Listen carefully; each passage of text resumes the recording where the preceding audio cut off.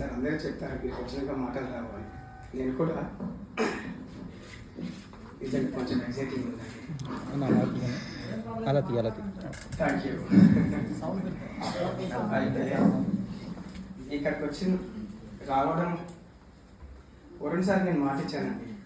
ఒకసారి గురుకులో అప్పుడు నేను ప్రిపేర్ అవుతున్నాను సార్. గురుకులో అప్పుడు ప్రిపేర్ అవుతుంటే నాకు సరైన గైడెన్స్ ఇచ్చేవాళ్ళు ఎవరు లేరు. అప్పుడు యూట్యూబ్లో అలా వెతుకుతుంటుంటే నాకు ఒక ఫ్రెండ్ చెప్పింది, వరుణ్ సార్ అని ఒక అతను ఉన్నాడు, చూడు ఒకసారి అని. అప్పుడు కరెక్ట్గా నాకు 13 days టైం ఉంది గురుకులాకి. సో నేను ఆ టైంలో యాప్ కొనుక్కున్నాను సార్. కొనుక్కొని నేను ఆ చూస్తుంటుంటే నాకేం అర్థం కాలేదు. అంటే నేను చాలా వెనుకబడి ఉన్నాను, నేను ఎగ్జామ్కి సరిపోలేమో అని. సరే అన్నట్టుగా మళ్ళీ ఆ 13 days అలానే ప్రిపేర్ అవుతూనే ఉన్నాను సార్ని చూసుకుంటూ. మాకు రివైజ్ క్లాస్ అని పెట్టింది సార్ లాస్ట్ మూమెంట్లో. ఆ రివైజ్ క్లాస్ని మాత్రం గట్టిగా విన్నాను. లాస్ట్ 2 days ఉన్నప్పుడు గ్రూప్లో అందరూ అంటున్నారు, సార్ అప్షేటింగ్ కోచింగ్ చెప్పారా అని. సార్ ఏమన్నాడంటే, ఏం భయపడద్దు, నేను ఉన్నాను అంటున్నాడు. ఇంకా 2 days ఏముంది అంటున్నారు. నాకు లోపల కొంచెం సార్ చెప్పడేమో మరి అని అనుకున్నాను. అప్షేటింగ్ కోచింగ్ అని చెప్పి ఒకే పేపర్ అండి, జస్ట్ ఒక లాంగ్ నోట్ బుక్, ఒకే పేపర్లో 10 గేములు చెప్పేసింది. నిజం నమ్మండి, నేను ఏదో సార్ను అలా ఇలా కాదు, నేను నా అనుభవంగా చెప్తున్నాను. ఒకటే పేపర్లో వాలీబాల్, సపోజ్ వాలీబాల్ వెయిట్ ఎంత, ఆ నెట్ ఏంది, ఆ యాంటీనా అయింది, ఎక్కడి నుంచి బిట్ వస్తుందో అదే చెప్పిండండి, ఒక లైన్ అంతే. ఒకటే పేపర్ నా దగ్గర ఇంకా ఉంది, మా వాల్ స్టిక్కర్ వేసుకొని పెట్టుకున్నా నేను. ఆ ఒకటే పేపర్లో 1 side ఒక 2 hours చెప్పచ్చండి అంతే. ప్రతి గేమ్ గురించి చెప్పిండు, దాని డయాగ్నల్ ఏంది, అదేంది, ఇదేంది, మీరు ఇక్కడే చదవండి, ఇదే బిట్ వస్తుంది. గురుకులా నేను వెల్ అటెంప్ట్ అండి, చాలా బాగా చేశాను. నాకు 73 marks వచ్చినాయి నెగిటివ్లో. నేను చాలా ఖుషి అయినా, కానీ నేను టీఎస్లో మంచి అటెంప్ట్ చేయలేదు, నాకు జాబ్ రాలేదు. బాగా బాధపడ్డా, అరే నాకు 36 years వచ్చినాయి, జాబ్ లేదు, ఏం లేదు అనుకొని వేరే జాబ్కి వెళ్ళిపోయాను. మళ్ళీ March 15 రోజు తెలంగాణ ప్రభుత్వం మళ్ళీ రివైజ్ నోటిఫికేషన్ ఇచ్చింది డిఎస్సి గురించి. దాంట్లో మా డిస్టిక్ ఒక్కటే పీఈటీ పోస్ట్ ఇచ్చింది. నేను అనుకున్నప్పుడు ఖచ్చితంగా నేను వరుణ్ సార్ దగ్గరికి వెళ్తే, అంటే అప్పటికే కొన్ని వీడియోస్ చూస్తున్నా సారి, నాకు ఒక నమ్మకం వచ్చింది, నేను వరుణ్ సార్ దగ్గరికి వెళ్తే జాబ్ కొడతాను అనేది. కానీ నేను 2014లో నా బీబెడ్ అయిపోయింది, నాకు సబ్జెక్ట్ అసలు సంబంధం లేకుండా అయిపోయింది. సరే ఒకసారి అయితే ప్రయత్నం చేద్దాము, నేను చేసే స్కూల్ బాగుండే నిజానికి, అక్కడ బాగానే ఉంటుంది కదా అని చెప్పేసి అనుకున్నా. కానీ గవర్నమెంట్ జాబ్కి ప్రైవేట్ జాబ్కి తేడా నాకు కరోనా టైంలో తెలిసింది. నాకు కరోనా చాలా ఇబ్బంది పడ్డాను. నేను చెప్పేది అంతా నిజమేనండి, ఏదో ప్రిపేర్ వచ్చి చెప్పట్లేదు, నా లైఫ్ నేను అనుభవించి చెప్తున్నాను. కరోనాలో మా ఫ్యామిలీ మెంబర్స్ అందరూ ఎంప్లాయీస్, అంటే మా అన్న వాళ్ళు, మా వదిన, మా పిన్ని వాళ్ళందరూ. కరోనా టైంలో ఏంటి అంటే, ఏదో నాన్ వెజ్ తింటే అంటే కరోనా రాదు, ఇది అది అని చెప్పేవాళ్ళు కదా. నేను నిజంగా నాన్ వెజ్ తిన్నా, నా దగ్గర డబ్బులు లేవు, నేను చేసేది ప్రైవేట్ ఎంప్లాయీ కాబట్టి నాకు శాలరీ ఇస్తలేరు. బాగా బాధపడ్డా అప్పుడు నేను. అరే అంతకుముందు ఏమో నాకు 46,000 జీతము, కనీసం ఇప్పుడు 10,000 కూడా ఇస్తలేరు అని చెప్పి చాలా బాధపడి ఆ రోజే డిసైడ్ అయినాను, ఖచ్చితంగా ఈసారి ఉద్యోగం కొట్టాలి అని. ఆ March 15 నుంచి నేను April 15 వరకు, అంటే నేను చేసే జాబ్లో అక్కడే ఉండిపోయాను, వేరే జాబ్ చేస్తున్నాను. April 15 రోజు గట్టిగా కూర్చున్నాను, అంటే రిజైన్ ఇచ్చేసేసాను. సార్ ఫాలో అవుతూ May 1 రోజు నేను హైదరాబాద్ వచ్చాను సార్ మీ దగ్గరికి. June 10 వరకు సార్ దగ్గర ఉన్నాను. స్టార్టింగ్ వచ్చి ఒక 2-3 days సార్ చెప్పినవి విని ఇలాగే ఫ్రంట్లోనే కూర్చునేవాడిని. కసి అండి లోపల, ఖచ్చితంగా ముందే కూర్చోవాలి, సార్ చెప్పేది వినాలి అని వచ్చి ముందు కూర్చున్నాను.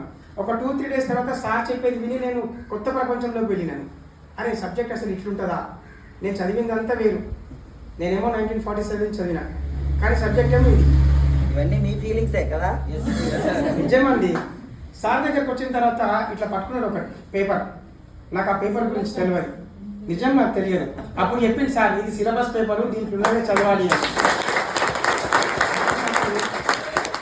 అప్పుడు నాకు అర్థమైంది సార్, అరే మనం అనవసరంగా ఏదేదో చదువుతున్నాము, మనము కావాల్సింది చదవట్లేము అని చెప్పి ఆ రోజు అనుకోని నేను సార్కి బాగా అంటే ఒక ఎగ్జైట్ అయ్యి నేను తక్కువ లేచి సార్కి అడిగినాను, సార్ మీరు ఇక్కడ ఈ 1 month చెప్తా అంటున్నారు కదా, నేను కూడా వైజాగ్ వస్తాను సార్, నేను అవసరం అనుకుంటే మా ఫ్యామిలీని కూడా తీసుకుంటాను సార్, నాకు జాబ్ కావాలి సార్ అన్నాను. సార్ అప్పుడు ఏమనుకున్నాడు అంటే, నేను చాలా బిజీ అండి, మీరు ఎక్కడికి వస్తారు అన్నారు. నిజం అనుకుంటే వెళ్ళిపోయింది సార్ ఇలాగే స్టేజ్ నుంచి. అయినా సరే ఏదైనా సరే అంటే నా గురించి సార్ తెలియదు కాబట్టి అట్లే అంటారు. అంత కఠినంగా ఉండనే అన్నారు సార్, అన్నారు. అప్పటికే ఇద్దరు ముగ్గురు వెనకబడి ఉంటారు. మేబీ సార్ అప్పటికే అందరూ సతాయిస్తున్నాను. నేను కూడా సో నేను మస్తు బిజీ అని మీకు ఎక్కడ అని అనుకుంటూ సార్ దిగిపోయారు. సరే అని ఒక 2-3 days తర్వాత మళ్ళీ సార్ వచ్చి అక్కడ కూర్చున్నారు. సురేష్ వచ్చి కాఫీ ఇచ్చాడు. సార్ కొంచెం డల్గా ఉన్నాడు. కాఫీ తాగగానే ఒక మాట చెప్పాడు, నేను కాఫీ తాగుతాను సార్ మీకు అంటే ఎవరు చెప్పలేదు. అప్పుడు చెప్పింది సార్, శక్తి వస్తుందండి కాఫీ తాగితే అని చెప్పి సార్ చెప్పాడు. నేను ఆ మాట కూడా రాశాను ఆ బుక్లో, శక్తి వస్తుంది అని నేను రాశాను. అయితే సరే ఎక్కడ దాకా నోట్స్ చెప్పినా అని చెప్పేసి ఇట్లా బుక్ ఇవ్వమన్నాడు. నా పక్కకి బ్రదర్ ఉన్నారు, మీరు నా పక్కనే ఉన్నారు. నేను నా బుక్ ఇచ్చేసేసిన. బుక్ ఇవ్వగానే ఇలా నోట్స్ చూసుకుంటూ వచ్చింది. సార్కి ఏమైందో నాకు తెలియదండి ఇప్పటికి కూడా. నేను ఇట్లా చూసి నీ నోట్స్ బాగుంది, నువ్వు నెంబర్ వచ్చే వైజాగ్ అన్నాడు సార్. అంటే ఆ రోజు ఇంకా నాకు తెలియకుండా ఒక కాన్ఫిడెన్స్ పెరిగింది. అంటే ఆహా నేను రాసే దాంట్లో ఏదో ఉంది అని. ఆ తర్వాత ఇన్స్టిట్యూట్ అంతా నా నోట్స్ చెక్ చేసింది, నువ్వేం రాస్తున్నావు అసలు నువ్వేం రాస్తున్నావు అని. మీ దగ్గర చెక్ చేస్తారు, ఇక్కడైతే లేదు.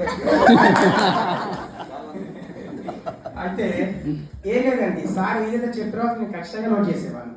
అది ఏదైనా సరే మా సబ్జెక్ట్ కానీ లేదా ఇంకేదైనా కానీ. సార్ మీకు ఒక మాట చెప్పొచ్చు ఇక్కడ, మనిషికి అత్యంత అవసరమైన విషయం ఏంది అని సార్ చాలాసార్లు అడిగింది మాకు. ఒక మనిషి మారాలి అంటే ఒక పదం మనకు అవసరం ఉంటుంది. ఆ పదం ఏంటి అనేది నాకు తెలిసి సార్ మీకు చెప్పి ఉంటాడు ఖచ్చితంగా. ఏంటి అంటే అవసరం అండి. అవసరం సార్ చెప్తూ ఉంటాడు. అవసరం ఉంటే ఏదైనా చేస్తాడండి. నిజంగా నాకు జాబ్ ఇంపార్టెంట్ కాబట్టి నాకు అవసరం ఉంది. నేను ఎక్కడా కూడా నన్ను నమ్ముకున్న వాళ్ళని నేను అన్యాయం చేయదు. ఎందుకు అంటే నా లైఫ్ కొంచెం వేరండి, నేను అదంతా చెప్పలేను.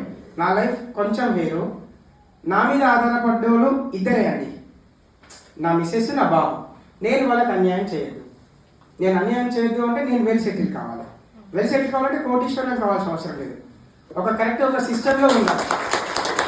ఆ సిస్టమ్ నేను స్టార్ట్ చేస్తే నా తరతరాలు బాగుంటారు అనే ఆలోచనతోటి నేను ఆ టైంలో నేను ఇంటి నుంచి బయలుదేరి ఇంకొక విషయం కూడా చెప్తాను.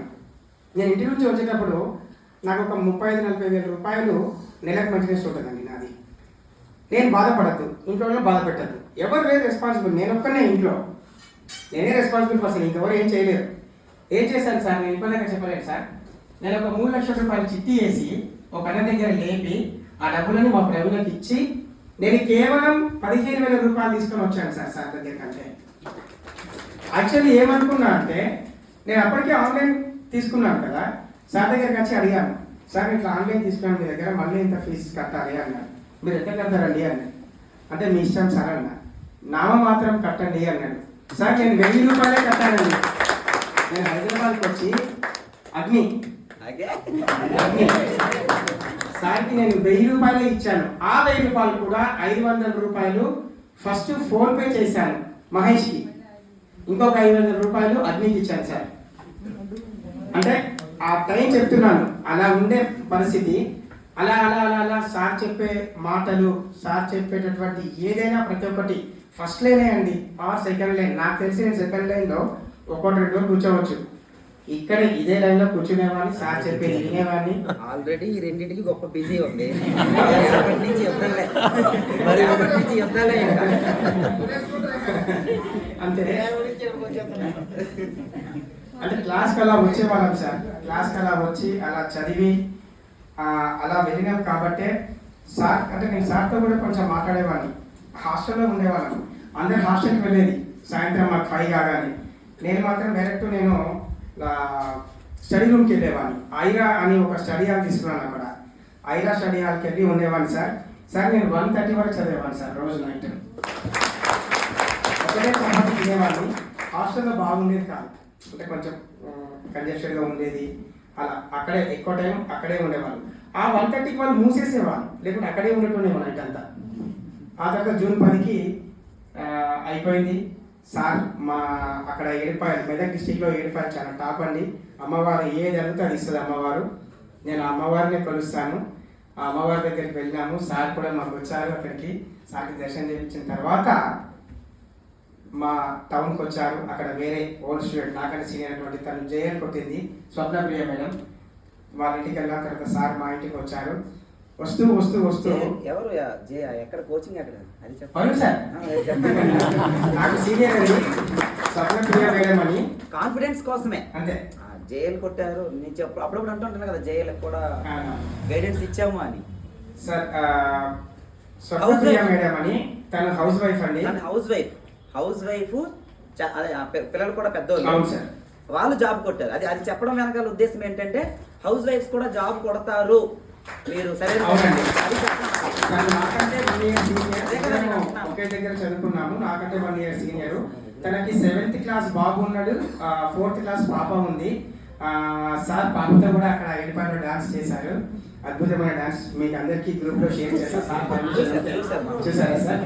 అది అయితే తను కూడా సార్ గురించి నాకు అంటే నేను ఆర్ట్ తీసుకున్న తర్వాత నాకు చెప్పారు సార్ మీ గురించి వరుణ్ సార్ దగ్గర తీసుకుంటే బాగుంటుంది అని. తను ఇప్పుడు వరంగల్లో చేస్తుంది జేఎల్గా. మళ్ళీ ఇప్పుడు రెగ్యులర్ జేఎల్ కోసం కూడా తను ప్రిపేర్ అవుతుంది సార్. మీ బ్లెస్సింగ్స్ ఉంటే తను నేను కూడా జేఎల్ కొడతాను. నాకు కూడా ఎక్స్పీరియన్స్. నేను మీకు అందరు సార్ బ్లెస్సింగ్స్ తోటి ఉంటాను ఖచ్చితంగా. 100%గా నేను చెప్తున్నానండి. నేను జేఎల్ కోసం శక్తిగా ట్రై చేస్తాను. దానికి వరుణ్ సార్ సపోర్ట్ ఉంటే 100% నేను జేఎల్ అవుతాను. సార్ ఇంకా ఒక 1 minute చిన్న చిన్న రాశాను బుక్లో ఉంది. ప్లీజ్ ఏమనుకోవద్దు.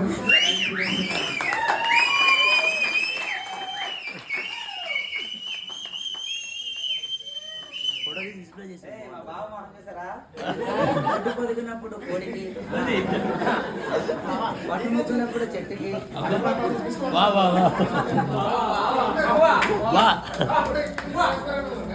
పక్క ఒకరు షార్ట్ వేసుకొని చిన్న రఫ్ పేపర్ తో నోట్స్ ఉండేది కాదు. ఒక రఫ్ పేపరే ఉండేది. ఒక పేపరే. సమ్మర్ కాబట్టి షార్ట్ వేసుకుని వచ్చేవాళ్ళు. పెద్దగా నోట్స్ లేవు, పెద్దగా మెటీరియల్ లేదు. ఇక్కడే కూర్చొని అలా స్టార్ మార్కులు చెప్పినవి మనం స్టార్ మార్కులు చెప్పినవి చదివితే జాబ్ వచ్చింది. అవును సార్. వరంగల్ దగ్గర నాగారం అనే ఒక ఊరు అతనిది. నాకు ఫోన్ చేశారు సార్. పీడీగా సెలెక్ట్ అయింది సార్ అతను.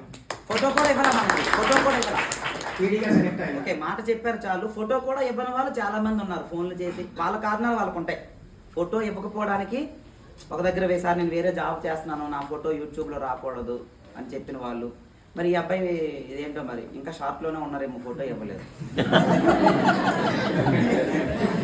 అయితే నేను అన్ని మాట్లాడుతున్నాను అని వచ్చేటప్పుడు బస్సులో రాశానండి. ఇట్లా చిన్నపిల్లలు రాశాను.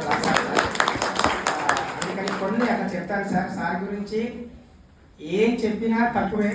ఒకటే సార్ చెప్తున్నాను, ఏదైతే పేపర్ రేపు ఎగ్జామ్లో వస్తుందో అది వరుణ్ సార్ డిసైడ్ చేసినట్టే ఉంటుంది.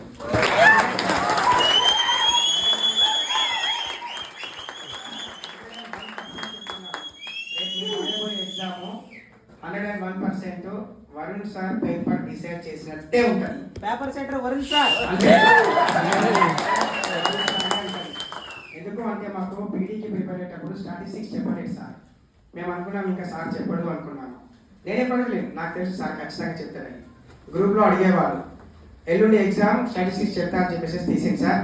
సార్ మీరు ఏం చెప్పినో అదే చెప్పి స్టాటిస్టిక్స్ ఏదైతే చెప్పిండో ఇలా తిరిగి ఇలా రైట్కి వెళ్తుంది, దాన్ని ఏమంటారు, అదే పరిభాష అదే సార్ ఏదైతే వర్డ్ చెప్పిండో అదేనండి. అంటే ఆ భాష సార్ దగ్గరే ఉంది, ఎవరి దగ్గర లేదు. మనం ఏదో చదువుకుంటాం, ఇక్కడ మనం చదువుకోగానే ఎగ్జామ్లోకి వచ్చేసరికి వాళ్ళు ఏం చేస్తారంటే అంటే ఎగ్జామ్, నేను మన మాటలో చెప్తున్నాను, ఎగ్జామ్ పరిభాష అనేది కొంచెం వేరు ఉంటుంది, మనం చదువుకునేది వేరు. కానీ సార్ ఇక్కడ టీచ్ చేసేది 100% రేపు ఎగ్జామ్లో ఏదైతే వస్తుందో అదే చెప్తాడు. సార్ ఒక మాట చెప్తుంటే ఉండేవాడు మాకు, ఎంతైతే కష్టపడుతున్నామో అంతే వదిలేసే ధైర్యం ఉండాలి అని చెప్పేది. కోచింగ్ గురించి చాలా మంది ఫీల్ అయ్యారు. నేను గ్రూప్లో నేను రెస్పాండ్ అయినాను, మీరు ఎక్కువ ఫీల్ అవ్వద్దు సార్ తెలుసు అని. మళ్ళీ సేమ్ అంతే, 2 days ముందు ఏదైతే చెప్పిండో గదే వచ్చిందండి. అక్కడ ఈసారి ఎక్కువగా అఫిషియల్ కోచింగ్ మీద పెద్ద పట్టుకోవద్దు అని అన్నాడు సార్. అంటే కొందరు నేను కూడా సార్ అట్లా చెప్తున్నానంటే ఏదో ఉంటుంది, కానీ నిజమండి ఈసారి అఫిషియల్ కోచింగ్ గురించి తక్కువ క్వశ్చన్స్ సార్ ఏం చెప్పిండో గవ్వే వచ్చినాయండి. మీరు క్లాస్ తీయండి, పేపర్ తీయండి, అదే వచ్చింది. ఓకేనా? ఇంకా నా సెల్ఫ్ ఇంట్రడక్షన్ యాక్చువల్లీ నేను ముందే చెప్పాలి, కానీ ఆ ఎగ్జైట్మెంట్ చెప్పలేకపోయినా. నా పేరు వెంకట కృష్ణ అండి. ఇన్స్పిరేషనే కావాలి, మీ బ్యాక్గ్రౌండే కావాలి సార్. అంటే మా నాన్న పేరు పండరి గౌడ్ సార్. నాకు 3 అక్కలు, నేను 4వ వాడిని సార్. మా నాన్న మా అమ్మ మమ్మల్ని అందరిలాగే పెంచారు సార్. కొన్ని బాధ్యతలు అప్పచెప్తూ నాకు వాళ్ళు వెళ్ళిపోయారు. సో దాన్ని నేను ఫుల్ఫిల్ చేయడం వల్ల నేను ఆ 2014లో యాక్చువల్ 2018లోనే జాబ్ రావాలి సార్. నాకు 2006లో నేను యూజీడీ పీడీ సెలెక్ట్ అయ్యాను. జీసీపీలో నేను ఫస్ట్ సెమిస్టర్ ఎగ్జామ్స్ కూడా రాశాను సార్. కొంచెం ఆ దేవుని చూపు లేక నేను పక్కకు వచ్చేసేసి ఏదేదేదో చిన్న చిన్న పనులు చేస్తూ అట్లా నాకు ఒక బాధ్యత ఉండే. మా చిన్నక్క పెళ్ళికి ఉండే, తన పిల్లలతో నేను సొంతంగా చేశాను సార్. ఆ తర్వాత మళ్ళీ నేను డిగ్రీకి వచ్చేసేసి డిగ్రీ చేసుకొని అప్పుడు బీపీఎడ్ చేసుకొని కంప్లీట్గా నేను ప్రైవేట్ ఎడ్యుకేషన్కి వెళ్ళిపోయి అక్కడ పీటీగా వర్క్ చేశాను సార్. 2018లో కూడా యాక్చువల్లీ 12, 6, 18 పోస్టులు ఉండే. నాకు నమ్మకం లేకుండా నేను చదవనా అని. తర్వాత మొన్న మాత్రం సార్ ఎప్పుడైతే యూట్యూబ్లో చూసానో అప్పుడు నేను డిసైడ్ అయినాను, నేను ఖచ్చితంగా జాబ్ కొడతాను అని. అలా వచ్చి సార్ ఫస్ట్ యాప్లో చూస్తూ సార్ దగ్గరకు వచ్చి సార్ దగ్గర నేర్చుకొని నేను మొన్న మెదక్ జిల్లా పీఈటీ పోస్ట్ ఒకటే ఉండే సార్. ఆ ఒక పోస్ట్ డిస్ట్రిక్ట్ టాపర్ నేనే సార్. పీఈటీ 2 పోస్టులు ఉండే సార్. పీఈటీ 2 పోస్టుల్లో సెకండ్ పోస్ట్ నాది సార్. అది సార్. ఇంకా ఏం చెప్పాలన్నా సార్ గురించే, ఎంత చెప్పినా తక్కువే సార్. ఒక్కటే చెప్తాను, ఇప్పుడు మనం ఏదైనా ఉంటే ఇప్పుడు ఏమంటామంటే మనము కమ్యూనిస్ట్ బుక్ చూసి పేపర్ సెక్టర్ ఏదైనా మార్క్స్ ఇస్తారు, లేకుంటే గూగుల్లో చూసి మార్క్స్ ఇస్తారు అంటాం కదా. ఇప్పుడు 2024 అండి, గుర్తుంచుకోండి. 2034 వరకు దేశం అంతటా వరుణ్ సార్ బుక్కే ఫాలో అవుతారు.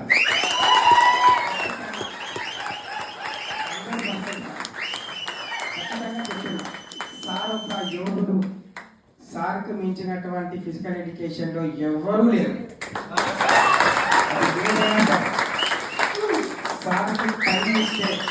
సార్కి టైం ఇస్తే 200 క్వశ్చన్లలో కేవలం 400 క్వశ్చన్లు ఇస్తాడు, 200 క్వశ్చన్లు అవే వస్తాయి.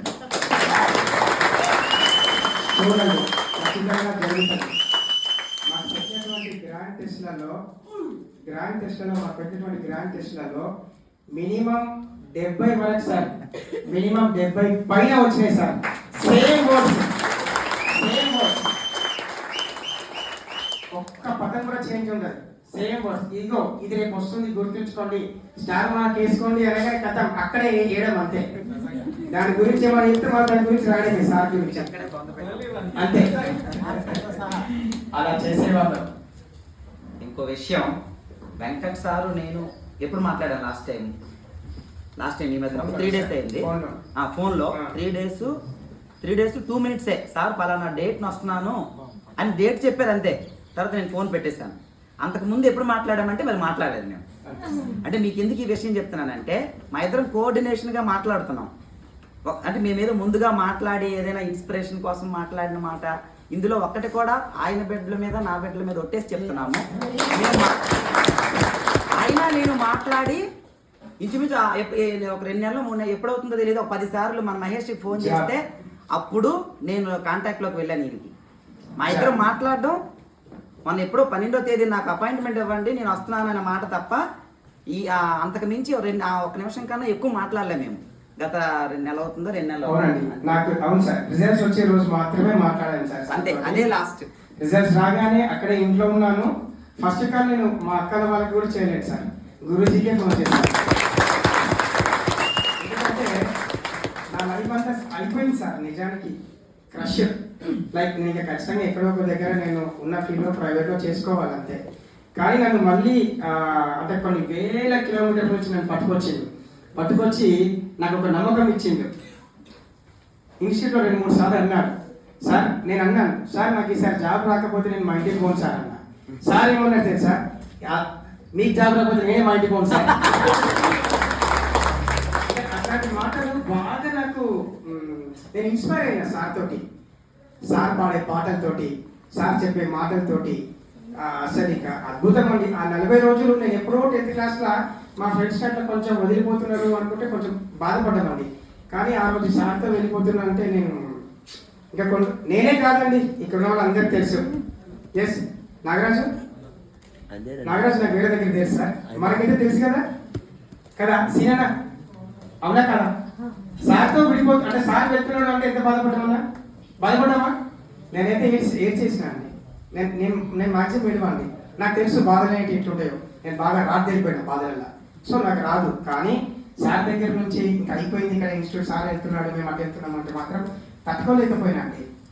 అది సార్తో కూడా నేను ఇప్పుడు సార్ నేను మహేష్కి రిక్వెస్ట్ చేసిన, నేను వచ్చేసరికి సార్ నాకు బయట కనపడద్దు, స్టేజ్ మీదనే ఉండేటట్టు ప్రయత్నం చేయండి అని ప్లీజ్. ఎందుకంటే నా రిక్వెస్ట్ అది, నేను అనుకున్నది చేయాలి సార్కి అని చెప్పేసి అంతే. అందుకే సార్ గురించి ఇప్పుడు బస్సులో వచ్చేటప్పుడు ఒక చిన్న సాంగ్ రాశాను సార్. ఏమిచ్చినా మీ రుణము తీర్చుకోను ఓ సారు, ఏమిచ్చినా మీ రుణము తీర్చుకోను ఓ సారు, మళ్ళీ చెప్పినట్టు జయలి కొట్టి వస్తాను మీ దగ్గర నుంచి, జీవితమంతా మీదే సారు ఓనా సారు, ఈ ప్రాణమంతా మీదేనయ్యా ఓనా సారు. ఇప్పుడే అండి వస్తూ సార్ గురించి రాయాలి అనిపిస్తుంది. అంటే సార్ గురించి 2-3 రాశాను మాటలు అని రాశాను. సార్ చాలా బాగా పాడతారు, మంచి పాట. చాలా బాగా పాడతారు. సార్ గురించి అంతే అండి. ఇంకా ఎంత చెప్పినా నేనైతే ఫుల్ఫిల్ చేయలేనండి. కానీ ఒకటి చెప్తున్నాను సార్, 100% ఈ జీవితం మొత్తం ఇంకొక నాకు తెలిసి ఇంకొక 5-6 ఇయర్స్ జాబ్ చేశాను సార్. జేఎల్ వస్తే దానికి ఒక 3-4 ఇయర్స్ ఎక్స్టెండ్ చేస్తాను. మినిమం 2034-35 తర్వాత సార్ దగ్గర వచ్చి వాలిపోతా. 2035 వరకు మీ దగ్గర ఉంటాను. అది ఏ రకంగా అనేది సార్ ఇప్పటికే సార్ చెప్పలేండి. ఇప్పుడు మీ అందరి ముందు చెప్తున్నాను, చెప్పలే, ఎప్పుడు అడగలే. పీడీగా ఉంటే ఒక 5-6 ఇయర్స్ జాబ్ చేస్తాను. జేఎల్ అవుతే ఒక 10 ఇయర్స్ చేస్తాను, అంటే 35 వరకు చేస్తాను. అలా ఉండాలి. తర్వాత సార్ దగ్గరికి వచ్చి వాడిపోతాను అంతే. నాకైతే ఒక డ్రీమ్ ఉంది సార్, నేను ఇప్పుడు అది చెప్పలేను.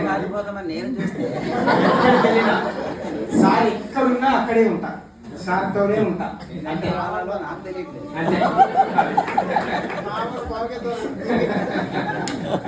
సార్ నేను అంటే నాకు నమ్మకం సార్, నేను ఖచ్చితంగా సార్ దగ్గరే ఉండిపోతా. అది డిసైడింగ్ కానీ సీను అది అండి. ఇక్కడ చెప్పాల్సిందో చెప్పిన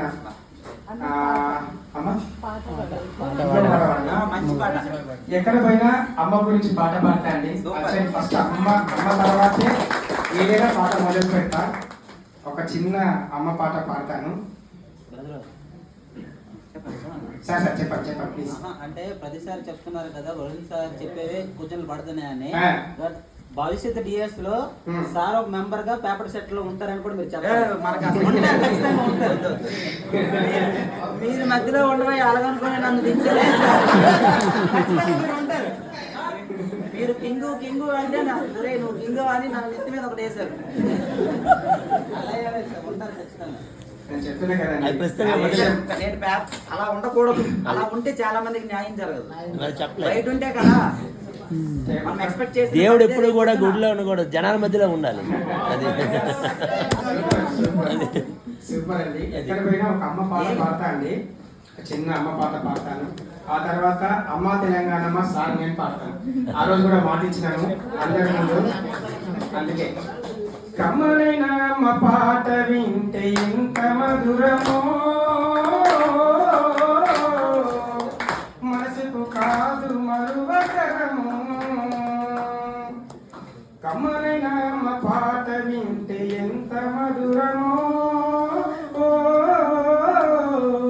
మనసుకు మనసుకు కాదు మరువతరము. తల్లి గర్భగుడిలో ఉన్నప్పుడు రక్తముద్దై ఎదుగుతున్నప్పుడు నవమాసాలు నిండుకున్నప్పుడు అమ్మ ఇక నేను కడుపులో ఉన్నప్పుడు తల్లి గర్భగుడిలో ఉన్నప్పుడు రక్తముద్దై ఎదుగుతున్నప్పుడు నవమాసాలు నిండుకున్నప్పుడు అమ్మ ఇక నేను కడుపులో ఉన్నప్పుడు కత్తి మీద సాము చేసినట్టుగా కొండంత నొప్పులు అమ్మ తీసుకుంటూ జన్మనిచ్చి కొత్త లోకాన్ని చూపెట్టి సచ్చిన సమలోనే సొమ్మసిల్లునంట. అమ్మంటే ఎంత గొప్పదో బ్రహ్మకైనా వర్ణించమౌనా. ఎన్ని జన్మలున్న కవులు కాలములు అమ్మ ప్రేమను రాసిన తగునా. పొద్దు పొద్దున లేచి నీ నామము తడిచి నిన్ను పూజించిన నీరు తీరునా అమ్మా.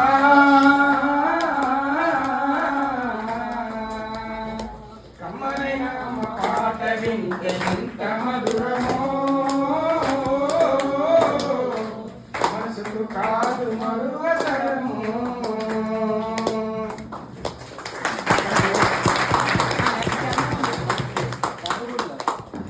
ఎక్కడ పోయినా అండి ఫస్ట్ అమ్మ గురించి పాట పాడతాను. అది ఏ ఫంక్షన్ కానీ అక్కడ సందర్భం ఉన్నా లేకున్నా ఖచ్చితంగా అమ్మ గురించే మాట్లాడతా, అమ్మ గురించే పాడతా. Sir thank you. నా వైఫ్ ని గుర్తు చేసినందుకు చాలా థ్యాంక్స్ సార్. ఎందుకంటే ఇందాక చెప్పాను కదండి, కొంచెం నాది డిఫికల్ట్ అయినటువంటి లైఫ్. తొందరలో అలా అమ్మ నాన్న లేకపోవడం. తర్వాత నాకు పెళ్ళైంది కదా సార్, నాకు 3 అక్కలు 5 అల్లుళ్ళు, 1 కోడలు, నేను. మాది కొంచెం పెద్ద ఫ్యామిలీ ఉన్న కదా సార్. నా భార్య నాకు మా అమ్మ మా నాన్న లేని లోటును తెచ్చిచ్చింది సార్.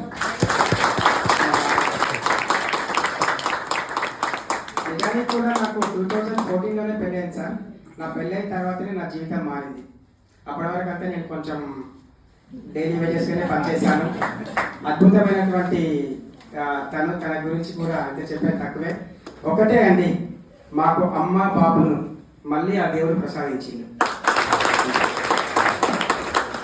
సార్. ఒకసారి అమ్మ తెలంగాణ పాట పాడతాం.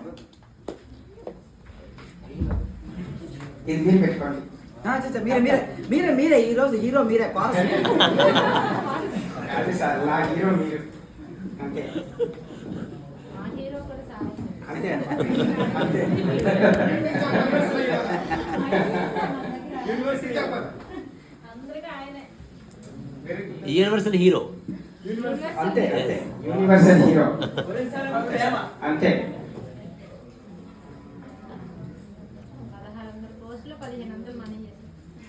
ఖచ్చితంగా మంచి మాట గుర్తు చేశారు, మంచి మాట గుర్తు చేశారు మేడం.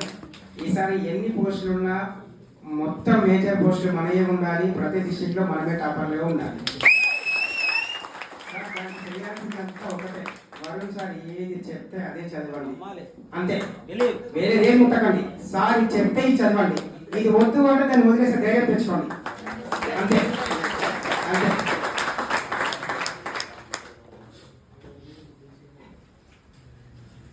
ఏం మోటివేషన్ అండి, గ్రేట్.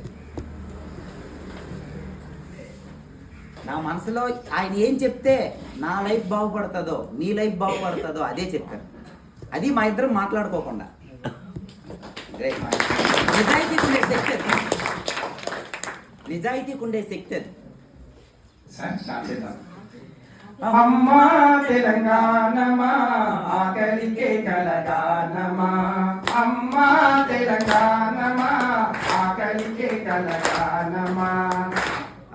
అమ్మనికు వందనాలమ్మో కమ్మని ప్రేమానిదమ్మో. అమ్మనికు వందనాలమ్మో కమ్మని ప్రేమానిదమ్మో. ఎత్తులా మట్టి చిప్పవు, ఎత్తులా మట్టి చిప్పవు, గాలిలోలా గండ్రగొడ్డలివి. అమ్మా తెలంగాణమా ఆకలికే కలగానమా. అమ్మా తెలంగాణమా ఆకలికే కలగానమా.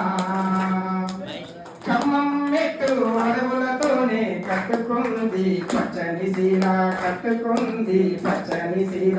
ఆదిలాబాదు ఆకులని పెట్టుకుంది నొసట బొట్టు పెట్టుకుంది నొసట బొట్టు ఆగారం అడవి తుమ్మతో దిద్దుకుంది చంద్రకాళిక దిద్దుకుంది చంద్రకాళిక కుసుమ పువ్వులను రమ్మో పసుపు పూసుకుందమ్మో కుసుమ పువ్వులను రమ్మో పసుపు పూసుకుందమ్మో నిండు ముత్తైదా తెలంగాణము ఆ నిండు ముత్తైదా తెలంగాణము ముంద పోసినట్లు అమ్మ తెలంగాణమా ఆకలికే కలగానమా అమ్మ తెలంగాణమా ఆకలికే కలగానమా పసుపు పాచ నా పరాయి సుపు చూడు నా పరాయి సుపు చూడు ముడి మాణిక్యం అమృత పాలి ముద్దు ముద్దు ముఖము చూడు ముద్దు ముద్దు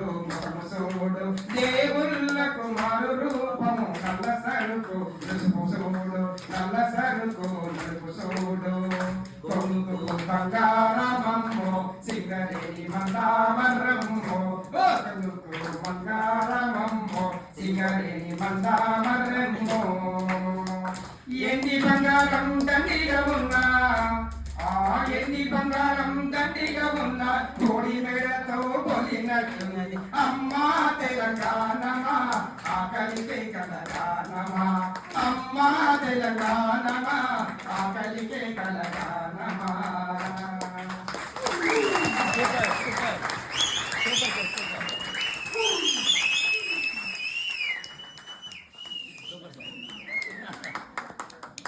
అక్కడ పాడమంది ఇద్దరికి యాక్చువల్లీ అంటే కోఆర్డినేషన్ కనలేదు లాస్ట్ మూమెంట్ అన్నమాట క్లమ్జీ ఉంది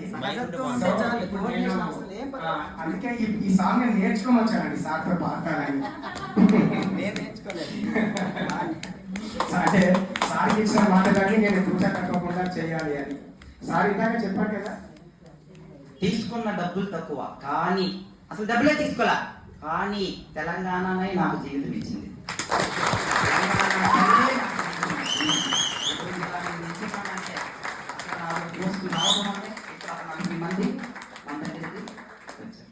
కాబట్టి నా పునాది తెలంగాణ. థ్యాంక్ యూ అండి. కొంచెం బోరస్ ఏమనుకోవద్దు. అవునా? థ్యాంక్ యూ నిజంగా బండెడ్ సిలబస్ ఏ స్వార్థం లేకుండా రక్తం దారిపోసి కష్టపడ్డాం. పైసా లేదు లాభం. ఇంకొక విషయం కూడా చెప్పాను సార్. అంటే నేను కొన్ని వేరే జాబులు చేశాను కదా. నేను కోఆర్డినేటర్గా చేశాను లేదా నేనే వేరేగా చేశాను. ఎవరికైనా మన వాళ్ళకి సపోజ్ నేనే ఇన్స్టిట్యూట్ నడిపిస్తాను అనుకోండి. ఇక్కడ దగ్గర ఒక 100 మంది ఉంటే ఎవరికైనా జ్వరం వచ్చింది లేకపోతే ఇంకేదైనా హాస్పిటల్కి వెళ్తే సపోజ్ ఇన్ కేస్ ఏదైనా జ్వరం వచ్చింది వెళ్తే మన పరిస్థితి మనమే ఖర్చు పెట్టుకోవాలి, లేదా పక్కకున్న ఫ్రెండ్స్ పెట్టుకో, లేదా అమ్మ నాన్నకి ఫోన్ చేసుకోవాలి. కానీ నేను సార్లో ఒక దయాగల హృదయ మానవుని చూశాను. ఎలా అంటే బ్రాహ్మిణి అని ఒక అమ్మాయి ఉండేది మా దగ్గర, మా ఇన్స్టిట్యూట్లో. బ్రాహ్మిణి అని నిజామాబాద్ అమ్మాయి. తనకి జ్వరం వస్తే కంటిన్యూగా సురేష్ అక్కడే ఉంచి తనకైన ఖర్చంతా సారే భరించి మళ్ళీ తన గురించి ఫీడ్బ్యాక్ తీసుకోవడం. అంత బిజీ షెడ్యూల్లో కూడా తను ఎలా ఉంది, ఏముంది, ఎలా ఉంది అసలు మామూలు కాదండి. అంటే ఒకటే అండి, నా రోల్ మోడల్ అంతా సారీ. నేను సారీ చూసే సార్ 2024 కంటే ముందు ఒక లైఫ్ నాకు జాబ్. అంటే నేను ఎప్పుడైతే సార్ని కలిశానో May 1st రోజు కలిశాను. అక్కడి నుంచి నా లైఫ్ అంతా వేరే లెవెల్ అనుకుంటున్నాను. అలానే ఉంటాను సార్, మీ కను సైగలనే ఉంటాను, మీతోనే ఉంటాను, 100% మీతోనే ఉంటాను. అంతే, అనేది ఏమైనా కాదు. ఒక డ్రీమ్ ఉందండి, ఆ డ్రీమ్ కూడా సార్తోనే చేస్తాము. అంతా సారే, అంటే ఖచ్చితంగా చేస్తాను. అన్ని మహేష్, సీను, సురేష్, మనమంతా ఒక ఫౌజే సారే కదా. ఓకేనా? Okay, thank you. కొంచెం సార్కి చిన్నది ఇంకొకటి చెప్పలేదండి, కానీ తర్వాత చెప్తా. ఇది అయిపోయాక చెప్తా. సేమ్ మహేష్ చేయడు. ఫస్ట్